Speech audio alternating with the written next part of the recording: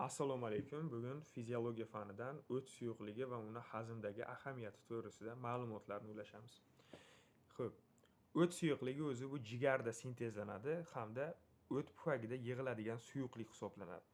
O't suyuqligini hazmda ahamiyati nimadan iborat? Birinchidan, lipidlarni emulsiyalash, ya'ni yog'larni emulsiyalash xususiyatiga ega va u emulsiyalash orqali lipazani aktivligini orttiradi. Ya'ni yog'larni hazmlanishda yordam beradi. Qolaversa, oqsillarni, uglevodlarni parchalashda hamda ularni so'rilishda katta ahamiyatga ega.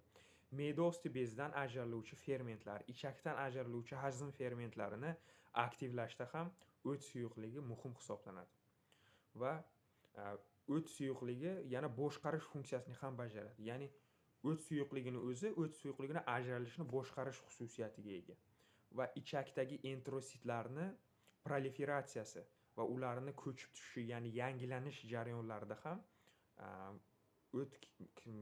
o'tni suyuqligi ahamiyati katta. Va o'z navbatida yana o't suyuqligi xolesterin, yog'da eruvchi vitaminlar, turli xil oqsillar va kalsiy tuzlari kabi mineral tuzlarning so'rilishida ham ishtirok etadi. Va me'dadan keluvchi, demak, me'da shirasini faoliyatini to'xtatish xususiyatiga ega. Qanday qilib? Pepsinni faolligini orttirish va kislotaligini pasaytirish hisobiga me'da shirasi ta'sirini to'xtatadi ichakda. Bu muhim jarayon hisoblanadi, ya'ni bu o'tni vazifalari. Xo'p, o'zi o't hosil bo'lishi bu xolerez deyiladi va bu uzluksiz jarayon. Lekin o'tni ajralishi bu xolerkinez. Bu ma'lum bir omillarga mos ravishda bo'ladigan jarayon, ya'ni qancha ko'p ovqat iste'mol qilinsa, shunga muvofiq o't ajraladi va buni nazorati nerv va gumoral yo'llar bilan amalga oshiriladi. Xo'p, endi misol qilib aytadigan bo'lsak, nahorda bu o't yo'llari orqali o't qopiga o't suyuqligi kelib to'planadi va bunda u quyuqlashishi va o't tuzlari hosil qiladi. Shuni natijasida endi o't suyuqligini ham ikki xil turi farqlanadi: jigar o'ti va o't pufagidagi o't suyuqligi. Va bularning tuzilishi va tarkibi ham qisman farq qiladi.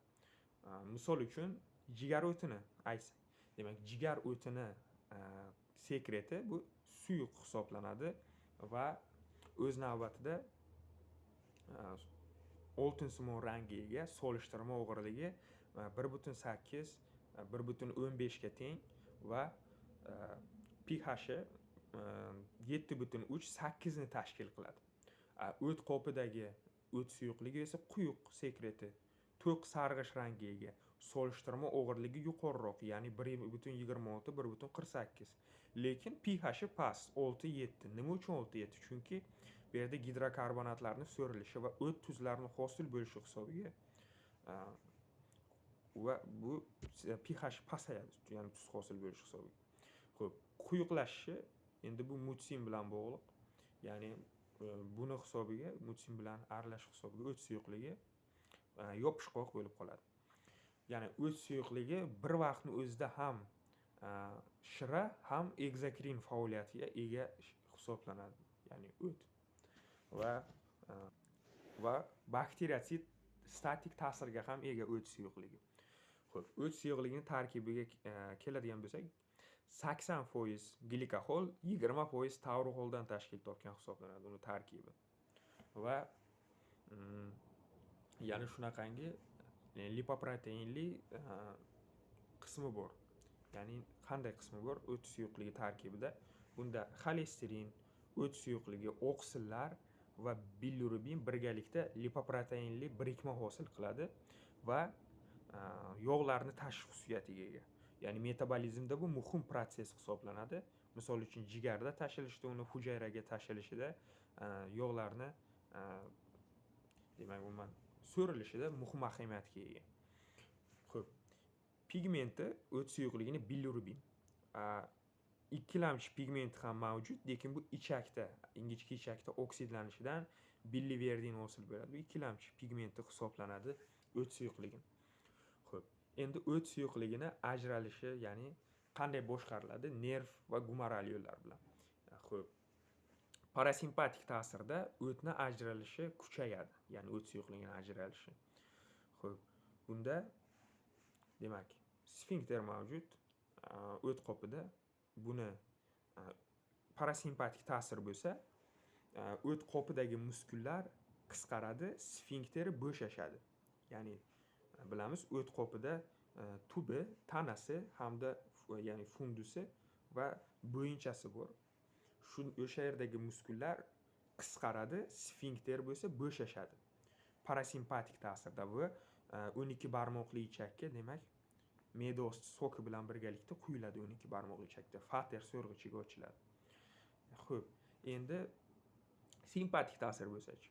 Simpatik ta'sir bo'lsa, endi bu sfinkter qisqaradi, mushaklari bo'lsa, o't qopining mushaklari bo'shashadi. Ya'ni sfinkter qisqarish hisobiga endi o't suyuqligi chiqa olmaydi, qisqarish hisobiga. Va bunda ajralmaydi shira simpatik ta'sirda. Xo'p, endi moddalarning ta'siri, turli xil oziq-ovqat ta'siri qanday? Go'sht, oqsilli mahsulotlar, tuxum, xo'p, sut mahsulotlari iste'mol qilsak, o'tni ajralishi kuchayadi shunga muvofiq ravishda. Go'sht iste'mol qilsa asosan. Xo'p, moddalarning ta'siriga keladigan bo'lsak, gormonlar ta'siri, ya'ni qaysi gormonlar? Gastrin, sekretin, bambezin kabi moddalar hisobiga o'tni ajralishi kuchayadi, ya'ni gumoral ta'sirda. VIP gormon, ya'ni vazointestinal peptid, pankreatik polipeptid va glyukagon ta'sirida bo'lsa va enkefalinda ham ta'sir etsa, buni ajralishi tormozlanadi, ya'ni o'tni ajralishi. Va prostaglandinning ham o'ziga xos xususiyati, o'tni ajralishini kuchaytirish xususiyatiga ega. O't suyuqligi. Va o'tni suyuqligini o'zi ham asosiy omil hisoblanadi o'tni ajralishida. Qiziq. E'tiboringiz uchun rahmat.